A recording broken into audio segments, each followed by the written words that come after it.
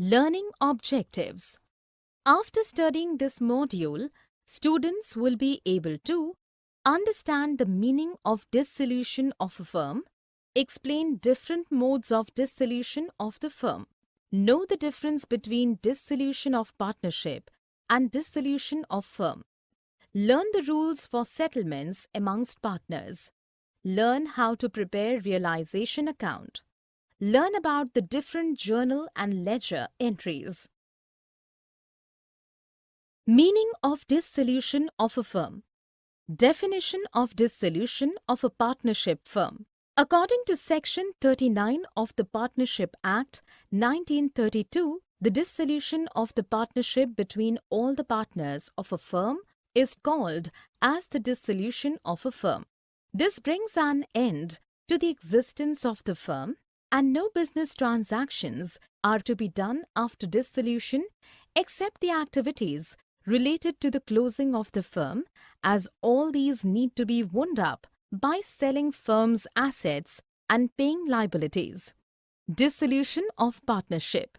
There is a difference between the dissolution of the firm and dissolution of the partnership. The dissolution of partnership changes the relationship between the partners, which is already there, but the firm can continue its operations normally. The dissolution of the partnership may happen in the following ways: change in existing profit-sharing ratio among partners, admission of a new partner, retirement of a partner, death of a partner, insolvency of a partner, completion of the project, expiry of the period of partnership. Dissolution of firm. Dissolution of the partnership firm can happen without the involvement of the court or with the involvement of the court. When a firm dissolved, then the partnership between the partners also get dissolved. There are many ways in which the dissolution of the firm happens. Ways of dissolution of a partnership firm. The dissolution of a firm can happen in many ways. Let us discuss one by one the ways to dissolve a firm. Dissolution by agreement. A firm can be dissolved by the consent of all the partners or as per the contract between the partners. Compulsory dissolution. A firm dissolution is compulsory in the following cases. A. When all the partners or all but one partner become insolvent and become incompetent to sign the contract. B. When firm gets involved in the illegal business. C. When something happens due to which the business of the firm becomes unlawful. On the happenings of certain contingencies. As per the contract between the partners, a firm can be dissolved. A. If the firm is created for a fixed term, by the expiry of the term, the firm dissolves. B. If the firm is created to carry out one or more ventures, so when those ventures are completed, then the partnership also dissolves. C. Due to the death of the partner. D.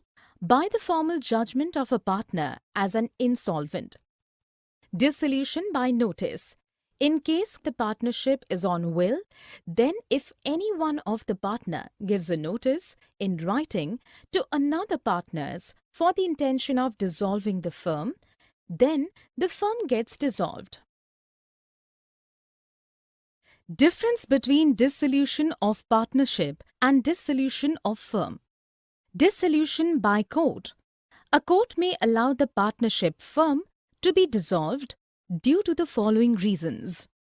When a partner becomes permanently disabled to perform his duties well, when a partner becomes insane, when a partner misconduct and which can harm the business, when a partner breaks the partnership agreement, when the business of the firm cannot be carried on except at a loss.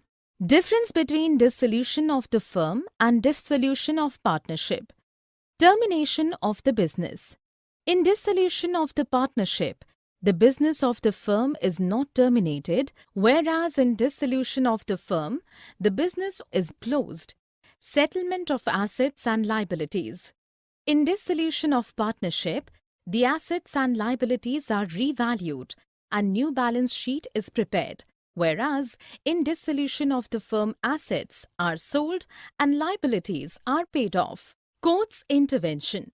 In dissolution of partnership, the court's involvement is not required as it is dissolved on the mutual consent between the partners, whereas in dissolution of the firm, the court may intervene. Economic relationship. In dissolution of the partnership, the economic relationship between the partners is continued, whereas in dissolution of the firm, the economic relationship of the partners ends. Closure of books. Closure of books is not required in dissolution of the partnership as business is not closed, whereas closure of books is required to be done in case of dissolution of the firm. Other dissolution. The dissolution of the partnership may or may not involve the dissolution of the firm, whereas the dissolution of the business means end of partnership. Settlement of accounts 1. In case of dissolution of the firm need to close its business. So all the assets of the firm need to be disposed of and all the liabilities of the firm to be paid off, subject to agreement amongst the partners. The following rules as provided in Section 48 of the Partnership Act 1932 shall apply. A. Treatment of losses. Any loss arises in the firm including deficiencies of the capital need to be paid. A. First out of profits. B. Next out of capital of the partners. C. By the partners individually out of their profit-sharing ratio. B. Application of assets. The assets of the firm, including the sum contributed by the partners to make up deficiencies of capital, shall be applied in the following manner and order: in paying the debts of the firm to the third parties, in paying each partner proportionately what is due to him or her from the firm for advances, in paying to each partner proportionately what is due to him on account of capital. The residue should be divided among the partners in their profit-sharing ratio. So the amount realized from assets along with contribution from partners needs to be used first for paying off the liabilities that are outside the firm. For the paying of loans, creditors, the balance should be used to pay off advances made by the partners to the firm, and if any surplus is there, that amount should be used for settlements of the capital account balances. Settlement of accounts 2. Private debts and firm debts. The following rules as mentioned in Section 49 will be applicable when the debts of the firm and private debt of a partner coexist. First, the payment of debts of the firm is to be done out of property of the firm. Then, if any surplus is left, then it will be divided among all partners as per their claim that can be used for payment of their private liabilities. The private debts will be settled first out of the private property of any partner, and if any surplus is left, that will be utilized for payment of firm's debts in case the firm's liabilities are more than the firm's assets. It is to be noted that the private property of the partner does not include the personal property of his wife and children. So, if the assets of the firm are not sufficient to pay off firm's liabilities, the partners have to contribute out of their net private assets, which is private assets, private liabilities. Accounting treatment. When the firm is dissolved, then all the books related to accounts needs to be closed and profit and loss of after realization of assets and clearing of liabilities needs to be calculated. We have learned earlier also that a realization account is to be prepared to find out net profit or loss after realization of assets and clearing liabilities, which is to be shared by the partners in their profit-sharing ratio. Journal entries in case of dissolution of firm 1. Journal entries. We need to do the following journal entries in case of dissolution of the firm. For transfer of assets, all asset accounts excluding cash, bank and the fictitious assets need to be closed by transfer to the debit side of realization account at the book value. Sundry debtors is transferred at gross value and the provision for doubtful debts is transferred to the credit side of realization account with liabilities. The same thing will apply to fixed assets if provision for depreciation account is maintained. For transfer of liabilities, all the accounts related to external liabilities, including provisions, if any, are closed by transferring them to the credit of realization account. For sale of assets, the journal entry for the sale of assets would be for an asset taken over by a partner. When any asset is taken over by the partner, entry would be for payment of liabilities, the entry will be for a liability which a partner takes responsibility to discharge. If a partner takes up the responsibility to discharge a liability, then the entry will be for settlement with the creditor through transfer of assets. When a creditor accepts an asset in full and final settlement of his account, journal entry needs to be recorded. Journal entries in case of dissolution of firm 2. When a creditor accepts an asset whose value is more than the amount due to him, he or she will pay cash to the firm for the difference for which the entry will be. For payment of realization expenses, when the expenses are incurred and paid by the firm in the realization of assets and payment of liabilities, the entry will be when realization expenses are paid by the partner on behalf of the firm, then the entry will be when a partner is ready to undertake the dissolution work for a decided remuneration, bear the realization expenses. If the payment of realization expenses is made by the firm, then the entry will be if partner himself bears the realization expenses, then no entry is required to be done in books of accounts. For decided remuneration to that partner, the entry will be for realization of any unrecorded assets like goodwill. The entry will be for settlement of any liability which is not recorded in the books of accounts. For transfer of profit or loss on realization. In case of profit, the entry will be.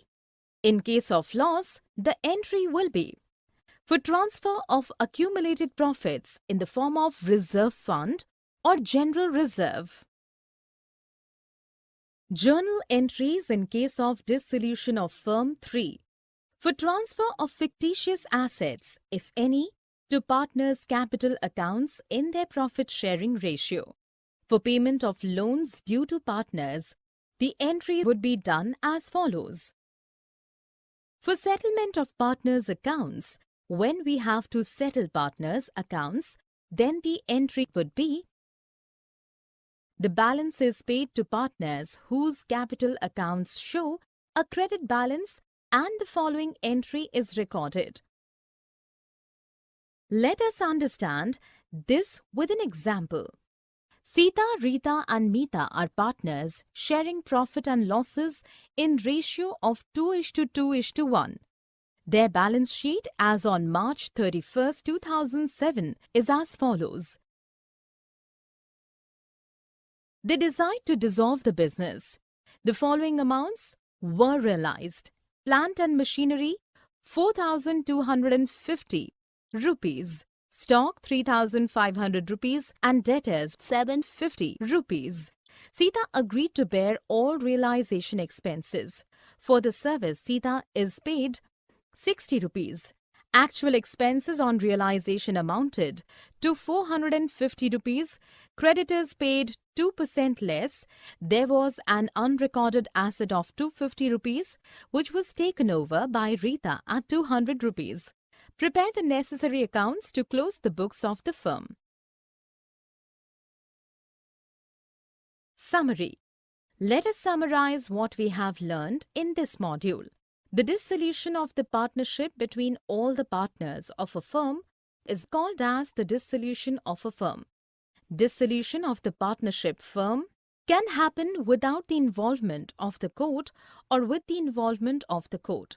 A firm can be dissolved by the consent of all the partners or as per the contract between the partners. Dissolution happens when all the partners or all but one partner become insolvent and become incompetent to sign the contract.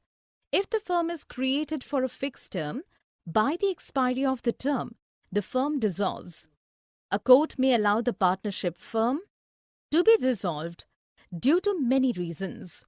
In dissolution of the partnership, the business of the firm is not terminated, whereas in dissolution of the firm, the business is terminated. In dissolution of the partnership, the court's involvement is not required as it is dissolved on the mutual consent between the partners, whereas in dissolution of the firm, the court may intervene. In